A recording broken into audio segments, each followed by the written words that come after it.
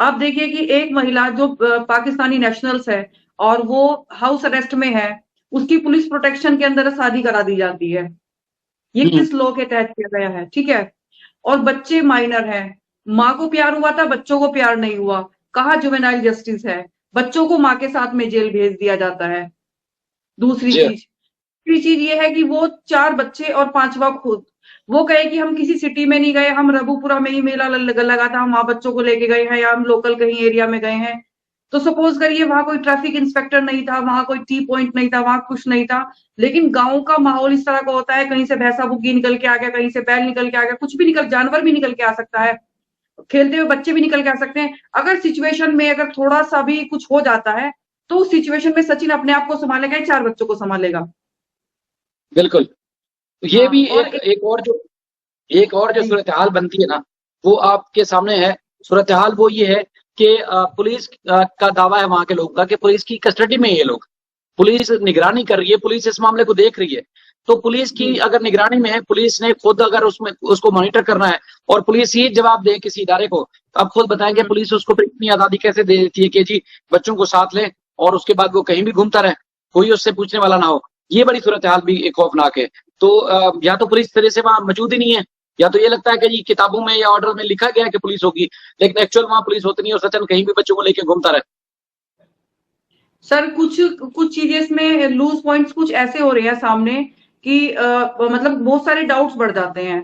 जिस सिचुएशन में आप 3 जने बैठ के जाते हैं, तो बाइक सीज़ हो जाती है, इस तरह की हर वो चालान कट जाता है, वहाँ सचिन का कुछ नहीं हो रहा है। सेम केस यही एक ऊधम सिंह नगर में होता है, जो केस सचिन का। सचिन ने वोट डाली, वीडियो बनाई, बकायदा सोशल मीडिया पे वायरल करी।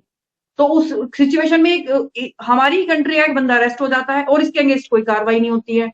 तो बड़ी बड़ी सिचुएशन, हाउस अरेस्ट में कोई महिला रहते हुए सोशल मीडिया का यूज ही नहीं करती, बल्कि लाइव आकर भारत की मतलब पूरी जितने भी हैं सारी चीजों को ललकारती है। तो इसके पीछे क्या क्या पावर है कि इसके ऊपर वो क्या पावर है किस तरह की, कि जो हर व्यक्ति के साथ में किया जाता है, इनलीगल इमिग्रेंट के साथ में, इसके साथ में क्यों नहीं किया जाता? अगर आप एक नजीर कायम करना चाहते हैं कि आप आइए और आप सनातन धर्म अपनाइए और आपको इस तरह का फैसिलिटी दी जाएगी, तो फिर ये हर किसी के लिए एक नजीर हमारे देश में कायम हो जाएगी। अमिता साहब, आपने चूंकि आप वकील हैं, आप इस मामले को जानती हैं कि हमेशा एक केस दूसरे के लिए एक नजीर छोड़ के जाता है। वकीला बिल्कुल हमेशा बिल्कुल। जब भी केस कोई नया आता है तो उसमें हवाला देते हैं कि फिलहाल केस में कुछ हुआ था, तो आप उस केस में भी, इस नए केस में भी ऐसा कुछ करें। तो ये सीमा ने ये मुश्किलात में इजाफा नहीं किया, कानून को मजीद मुश्किल बना देगी भारत में रहने वाले लोगों का या आने वाले लोगों के लिए।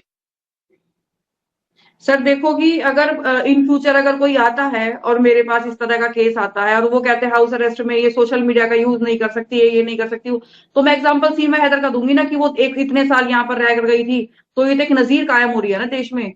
हम लोग हम्म। वर्डिक्ट कहाँ का देते हैं, प्रीवियस वर्डिक्ट देते हैं कि उस फला सन में सुप्रीम कोर्ट में ये डिसीजन हुआ था, तो अब आप उसे अभी फॉलो कीजिए। सर किसी भी तरह से मुझे सिंगल पॉइंट भी इस तरह से एक महिला इस तरह से सीना ठोक के सोशल मीडिया पे बैठती है, भारत की एडवोकेट एक मोमिन मलिक है, उनका मजाक उड़ाती है, भारत की महिलाओं को खुलेआम वेश्या बोल देती है सोशल मीडिया पे आकर, लोगों को चैलेंज करती है कि तुम मेरा कुछ नहीं बिगाड़ सकते, अब तुम समझो मेरा कुछ नहीं हो सकता। सर वो किस तरफ इंडिकेट करती है?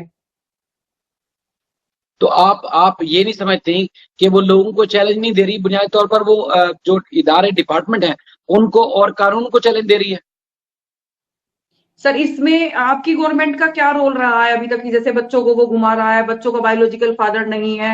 सर क्या स्टेप आपकी गवर्नमेंट फिलहाल आज की डेट में उठा रही है अभी फिलहाल? देखिए, शुरू से जो बुनियादी बात है ना कि यहाँ से वो 10 मई को लीगल गई है, लीगल उसने वीजे लिए हैं, यहाँ से शारजा गई है, उसके बाद फिर नेपाल पहुंची, तो इसके हम्म खिलाफ कोई पाकिस्तान में किसी किस्म की कोई कंप्लेन नहीं थी, या पाकिस्तान हम्म की गवर्नमेंट को वो रिक्वायर्ड नहीं है, मतलूब नहीं है। हम्म लेकिन हम्म सूरत हाल ये है कि जो गुलाम हैदर के वालिद हैं उसने जो पहले दिन इसकी मिसिंग की एप्लीकेशन दी थी, वो मिसिंग की एप्लीकेशन तो बरकरार है। बाकी गवर्नमेंट की सतह पर कोई इसकी जांच या इसको तलाश किया जाए, इसको ढूंढा जाए, उस हवाले से कोई स्टेप ना लिया गया है, ना लेना है। और वो इसलिए कि वो कहते हैं हमें जरूरत ही नहीं है। मतलब जैसे पाकिस्तान से लोग जाते हैं, तो इंडिया से भी बेशुमार लोग हैं जो दुनिया भर के मुल्कों में जाते हैं, इलीगल इंटर होते हैं, तो इंडिया की गवर्नमेंट भी पीछे नहीं भागती। वहां का जो जिस मुल्क में जाते हैं उस मुल्क का कानून और उस मुल्क की हुकूमत जो है उसके खिलाफ अपने मुल्क के कवानीन के हिसाब से इकदाम लेती है, फैसले लेती है कि उनको डिपोर्ट करना है, जेल में डालना है, सजा देनी है, नहीं देनी, वहां की गवर्नमेंट करती है। इंडियन गवर्नमेंट पीछे नहीं जाती। इसी तरह पाकिस्तान की गवर्नमेंट भी पीछे नहीं जाती। यहाँ के ना सिर्फ भारत बल्कि कई और मुल्कों में भी लोग जाते रहते हैं, तो कोई एक्शन इस तरह नहीं होता। जिस मुल्क में गए हैं जिम्मेदारी सबसे ज्यादा उसी मुल्क की बनती है, वो मुल्क ही एक्शन ले सकता है। बाकी जो गुलाम हैदर ने एप्लीकेशन दी थी वो चीफ जस्टिस पाकिस्तान को दी, वो एप्लीकेशन चीफ मिनिस्टर जो सूबे के उनको दी और चीफ जस्टिस को दी, और उसके साथ साथ जो चाइल्ड राइट्स के जो मुख्तलिफ डिपार्टमेंट और खासतौर पर गवर्नमेंट के डिपार्टमेंट है उनको भी उन्होंने एप्लीकेशन दी। तो उस पर उन्होंने एक्शन लिया। इस तरह के जो हमारा फॉरेन ऑफिस है, फॉरेन ऑफिस को जो national commission of child rights है, उन्होंने एप्लीकेशन के ऊपर फॉरवर्ड करते हुए ये कहा कि ये इशू बड़ा हाईलाइटेड है और इस इशू को आप कंसीडर करें भारत की गवर्नमेंट के साथ।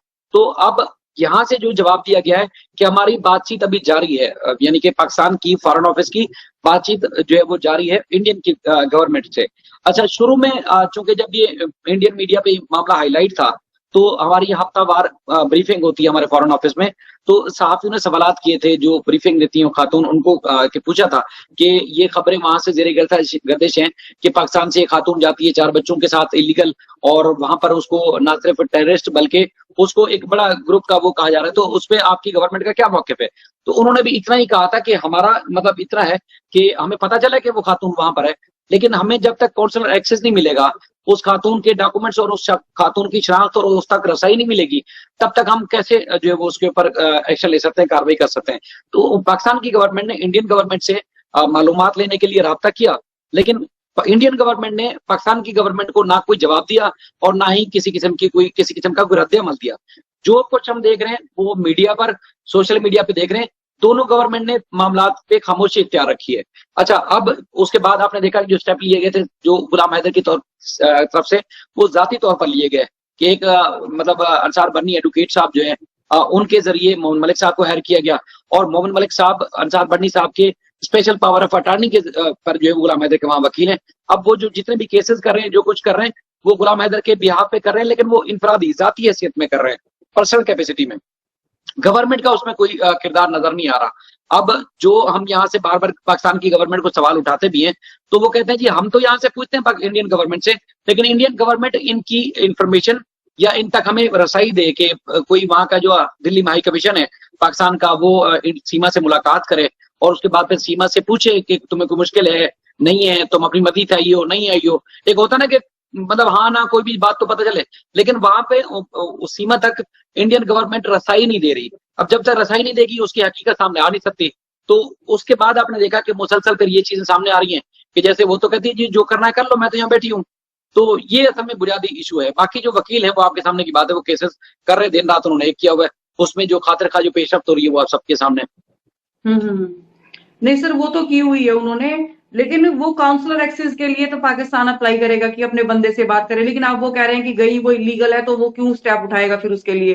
नहीं आपका ये नहीं, मैं ये कह रहा हूँ कि पाकिस्तान की गवर्नमेंट ने इंडियन गवर्नमेंट से राब्ता किया, कांटेक्ट किया, लेकिन उन्होंने जवाब दिया नहीं है। मतलब एक गवर्नमेंट अगर दूसरी गवर्नमेंट को जवाब नहीं देती, मतलब पाकिस्तान की गवर्नमेंट की इंडियन गवर्नमेंट ताबे नहीं है कि हर सूरत उसने जवाब देना है, लेकिन ये कि इखलाकी तौर पर जवाब बनता है कि जब इतनी बड़ा एक इशू हाईलाइट हुआ है, 5 लोग हैं यानी कि सीमा 4 बच्चे, तो वो बताते जी हाँ आपकी सिटीजन यहाँ आई हुई है, आप उससे मिल लें, अगर वो पाकिस्तान वापस जाना चाहती है या पाकिस्तानी है नहीं है, उसकी तस्दीक करनी है नहीं करनी, वो आप करें। तो इस किस्म की इंडियन गवर्नमेंट ने तस्दीक नहीं की। मतलब इंडियन गवर्नमेंट पाकिस्तान की गवर्नमेंट के ताबे नहीं है, लेकिन इखलाकी तौर पर बनता था कि वो उनको कम से कम बताते, उससे राब्ता तो होता। इस हवाले से उन्होंने कोई राब्ता नहीं किया, कोई कोलैबोरेशन आपस में नहीं हुआ है ना? नहीं लेकिन हुआ इस सर, मामले में कोई। हाँ, कोई कोलैबोरेशन नहीं हुआ है सर। इसमें आप देखिए कि ये तो चलो उसने प्यार किया, वो आ गई सचिन के प्यार में, वो अपने अदर कंट्री में वो काम करने गया। लेकिन सर इसमें एक सबसे बड़ा क्वेश्चन अराइज होता है, लास्ट 10 मई से लेके आज तक बच्चे बिना एजुकेशन के हैं। हमारे यहाँ जो मातृभाषा हमारी हिंदी है, तो यहाँ हिंदी पढ़ाई जाती है। बच्चे कितने सालों तक अपनी कंट्री में अपनी जो लैंग्वेज उर्दू जबान है, उनकी अरबी जबान है, वो पढ़ते रहे हैं। फिर वो यहाँ अगर किसी स्कूल में जा रहे हैं, फिलहाल एज अ ट्यूशन जा रहे हैं, एडमिशन तो कहीं नहीं है। तो पिछले 1.5 साल से इन रिलेशनशिप को लेकर, 2 कंट्रीज के रिलेशनशिप को लेकर अगर कोई दाव पर लगा है, तो वो लगा है बच्चों का फ्यूचर सबसे ज्यादा। अगर बच्चों के मन में ये है कि हम यहाँ नहीं रहना चाहते, तो बच्चे एक तरीके से मीडिया में आकर बोल भी नहीं सकते। वो किससे कहे, कॉन्टेक्ट उनके पास में नहीं है, फोन उनके, अगर बच्चों के पास वैसे अपने पर्सनल फोन थे, वो अपनी मौसी वोसी से बात भी करते होंगे, लेकिन फोन एटीएस जांच में सब कुछ जमा हो गए थे। एक चीज सबसे बड़ी सोचने वाली बात है कि सब कुछ चीजें स्टेप बाय स्टेप ऐसी हो रही है कि जिनमें प्रोसीडिंग्स होनी चाहिए, उस आपने जो चीजें नहीं होनी चाहिए उसमें सारी की सारा जो प्रशासन है वो इसके साथ खड़ा है। शादी होती है, पुलिस सुरक्षा में होती है। क्या जब बेल मिली है तो सीमा हैदर वाइफ ऑफ गुलाम हैदर, ठीक है, उसका तो इतने महीने में कोई डाइवोर्स तो नहीं हो गया। तो एक पाकिस्तानी नेशनल्स जो हाउस अरेस्ट में है उसकी पुलिस सुरक्षा में शादी कराई जा रही है। सबसे बड़ा क्वेश्चन ये अराइज होता है। तो देखिए सपोर्ट तो इसे कहीं ना कहीं से हो रहा है, और जो हाउस अरेस्ट है वो सोशल मीडिया का यूज नहीं करती, ये यूज ही नहीं कर रही, बल्कि ये टारगेट कर रही है लोगों को, नाम लेके गालियां दे रही है।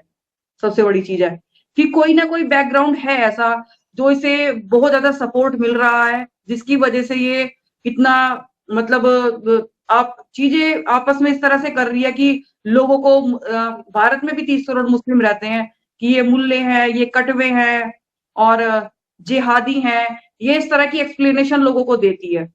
सर ऐसा तो पॉसिबल ही नहीं है, ऐसा पॉसिबल नहीं है। भारत में अगर इस तरह की कोई लैंग्वेज यूज करता है तो उसके ऊपर स्पेशली केस हो जाता है, लोग मिलके कर देते हैं, स्टेट उसके ऊपर केस कर देता है। यहाँ स्टेट तो क्या कार्रवाई करेगा, यहाँ मोमेन मलिक सर कार्रवाई कर रहे हैं, वही इंप्लीमेंट नहीं हो रहा है।